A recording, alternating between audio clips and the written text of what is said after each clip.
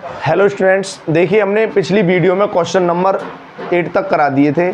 आज जो है क्वेश्चन हम 9 देखेंगे। 9 क्वेश्चन जो है वो कह रहा है कोई एक जो है गुब्बारा है और उसमें कोई त्रिज्या है, तो उसकी जो त्रिज्या है वो परिवर्तनशील है।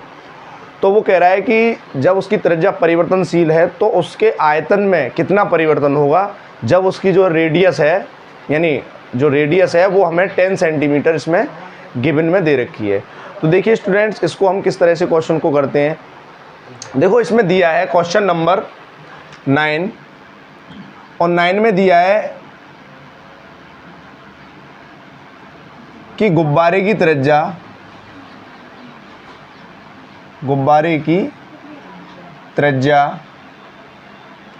r बराबर 10 सेंटीमीटर, ये हमें गिवन में दे रखा है। अब ये कह रहा है कि जो इसकी त्रिज्या है वो परिवर्तनशील है, तो इसके आयतन कितना परिवर्तनशील है ये हमें फाइंड करना है।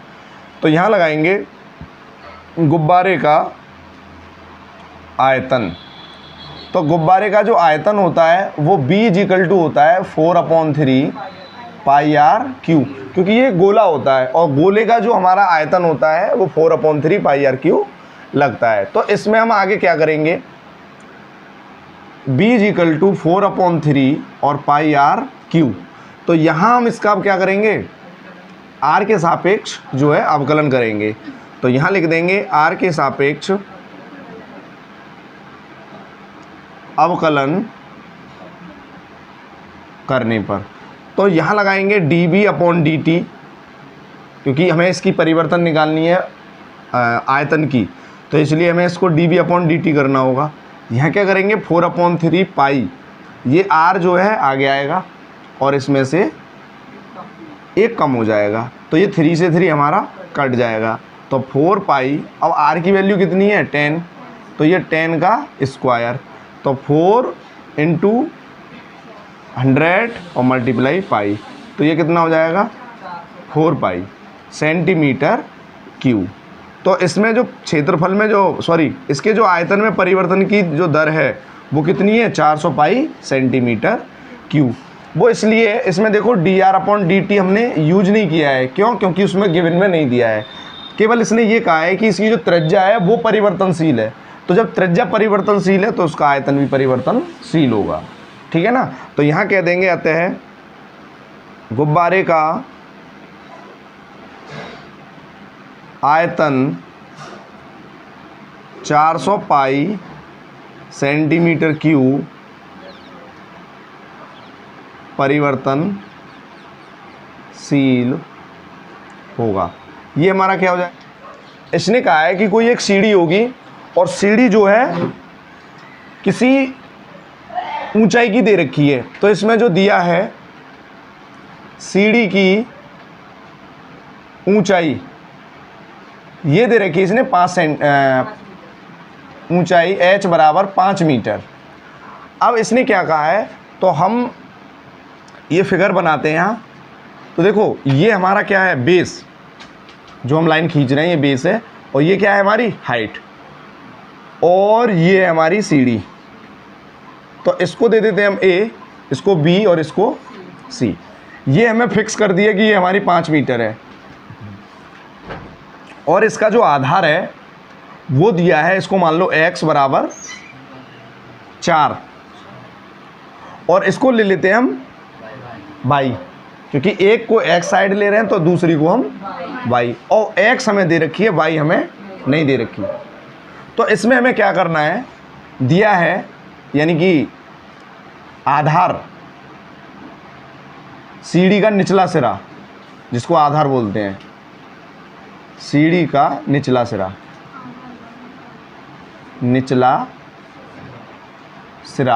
जिसको हम बोलते हैं आधार। तो ये क्या हो जाता है हमारा x बराबर, इसको मान लेते हैं हम 4 मीटर, क्योंकि मीटर में दी गई है वैल्यू।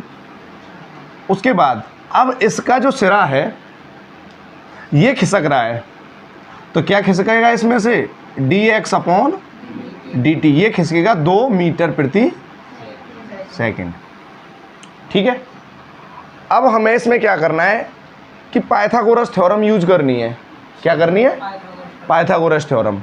तो इसमें लगाएंगे त्रिभुज ABC में पाइथागोरस प्रमेय से।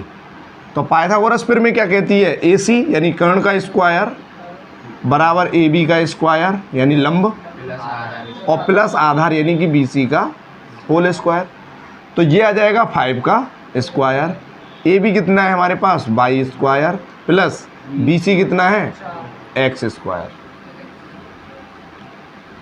ठीक है, अब हमें क्या करना है?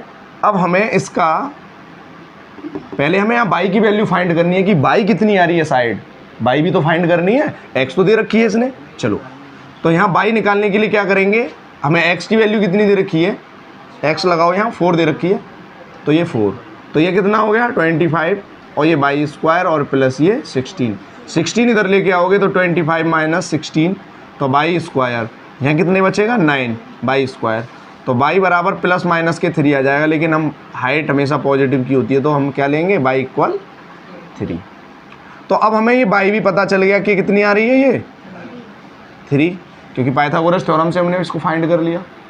अब हम क्या करेंगे? इसका यहाँ जो वैल्यू ली थी हमने, जैसे यहाँ 5 का square equal to y square plus k x square, इसको लेंगे और इसका हम क्या करेंगे? अवकलन करेंगे। तो यहाँ 5 square equal to y square plus x square, क्योंकि ये हमें ये भी निकालना बहुत ज़रूरी था। इसके बिना ये वाली दर रखे बिना हम इसकी दर निकाल ही नहीं सकते कि ऊंचाई किस दर से घट रही है। ठीक है, तो इसमें हम आगे क्या करेंगे? इसका हमें डिफरेंशियल करना होगा। तो x के सापेक्ष अवकलन करने पर, तो ये तो 0 हो जाएगा। इसका कितना होगा? 2y और dy अपॉन dt, और ये हो जाएगा 2x dx अपॉन dt। अब वैल्यू फाइंड कर दो आराम से, आंसर आ जाएगा। तो 2y की वैल्यू कितनी है हमारे पास? y की वैल्यू है हमारे पास 3, क्योंकि यहाँ दे रखी है ना ये रही y की वैल्यू 3, और dy अपॉन dt ये हमें फाइंड करना है। ठीक है ना, क्योंकि उसकी साइड जो ये वाली है, हाइट वाली साइड, ये कितनी दर से घट रही है वो निकालनी है। प्लस 2x, x की वैल्यू कितनी है? 4, और इसकी दर कितनी है घटने की, बढ़ने की? 2, तो यहाँ 2 लगा दो। तो ये कितना हो गया? 6 dy अपॉन, और ये कितना हो जाएगा? 16। अब ये 0 जो था वो इधर लगा सकते हैं हम, तो 6 dy upon dt equal minus k 16। तो dy upon dt is equal to minus k 16 upon 6। तो dy upon dt is equal to 2 से इसको काट दो, 8 अपॉन 3 सेंटीमीटर प्रति सेकंड, क्योंकि साइड है इसलिए सेंटीमीटर प्रति सेकंड आया है। अगर एरिया होता तो यहाँ सेंटीमीटर स्क्वायर आता। तो यहाँ हम कह देंगे अतः ऊंचाई, त्रिभुज की ऊंचाई या जो ऊंचाई है, अतः सीढ़ी की जो ऊंचाई है, सीढ़ी की ऊंचाई माइनस के 8 अपॉन 3 सेंटीमीटर प्रति सेकंड की दर से माइनस चिन्ह देखते ही अपने आप पता चल जाएगा घट रही है। ये हमारा क्या हो जाएगा? क्वेश्चन नंबर 11 क्या कह रहा है? इसमें एक वक्र दिया है, तो वक्र क्या है? 6y इक्वल टू एक्स क्यूब प्लस के 2। ये हमारा कोई वक्र है। अब वो ये कहना चाह रहा है कि इसका जो x निर्देशांक है वो y निर्देशांक की तुलना में 8 गुना तीव्रता से यानी बढ़ रहा है या बदल रहा है। तो यहाँ लगा देंगे हम प्रश्नानुसार। तो यहाँ लगाएंगे dy upon dt equal 8 dx upon dt। ये हमें इसमें वैल्यू लगानी है। तो इसमें अब हमें क्या करना है? ये जो हम इसका डिफरेंशियल करेंगे तो ये तो y बनेगा और ये बनेगा x। तो x का यहाँ क्या करेंगे हम? 8 गुना। तो इसका अब हम क्या करेंगे? पहले डिफरेंशियल करेंगे, फिर यहाँ ये वैल्यू पुट करेंगे। तो यहाँ लिखेंगे हम वक्र का अवकलन करने पर। तो जब वक्र का अवकलन करेंगे तो 6 dy अपॉन dt, और इसका कितना हो जाएगा 3x स्क्वायर प्लस 0। अब हमें यहाँ से dy बाई डी एक्स की वैल्यू क्या करनी है, तो dy बाई डी एक्स की वैल्यू कितनी आ जाएगी 3x स्क्वायर अपॉन, ये कट जाएगा 2 बार, तो dy बाई डी एक्स जो dt इजिकल टू कितना आ जाएगा x स्क्वायर अपॉन 2।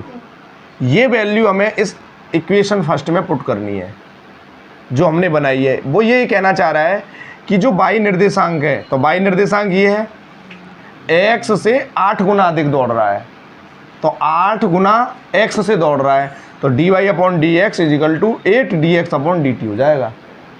अब इसमें आगे क्या करेंगे, dy अपॉन dt की वैल्यू यहाँ ही पुट कर देंगे। तो यहाँ लगाएंगे समीकरण 1 में dy अपॉन dt का मान रखने पर, तो यहाँ हम क्या करेंगे, dy अपॉन dt की वैल्यू लगाएंगे, तो यहाँ हो जाएगा x स्क्वायर अपॉन 2 इक्वल 8।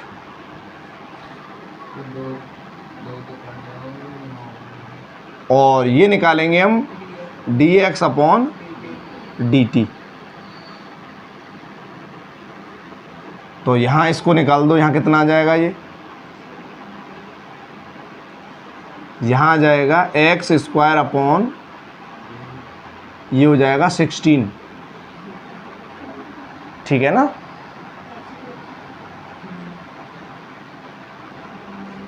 ये हो जाएगा 16, और यहाँ ये dx अपॉन dt भी आता ना, dx अपॉन dt, ये dx अपॉन dt।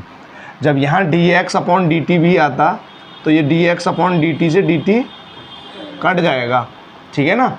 अब यहाँ कितना बचेगा, x square upon 2 equal to 8, तो x स्क्वायर इजिकल टू कितना हो जाएगा 16, तो x equal to plus minus k 4। अब हमारे पास x की वैल्यू हमें जो है पता चल गई कि x की वैल्यू कितनी आ रही है, प्लस माइनस के 4। तो यहाँ x इक्वल टू प्लस 4 लेने पर और वक्र में रखने पर,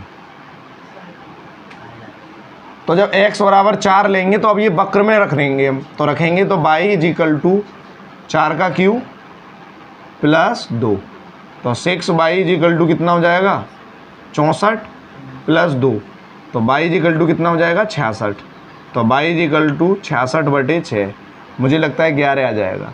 तो y का मान कितना आ जाएगा 11। तो अतः निर्देशांक, तो ये बन जाएगा 4,11। एक पॉइंट तो ये बन गया। अब हमारे पास एक पॉइंट और बचा है, कौन सा, माइनस वाला। तो x बराबर यहाँ क्या रखेंगे, अब हम x बराबर माइनस के 4 लेने पर और वक्र में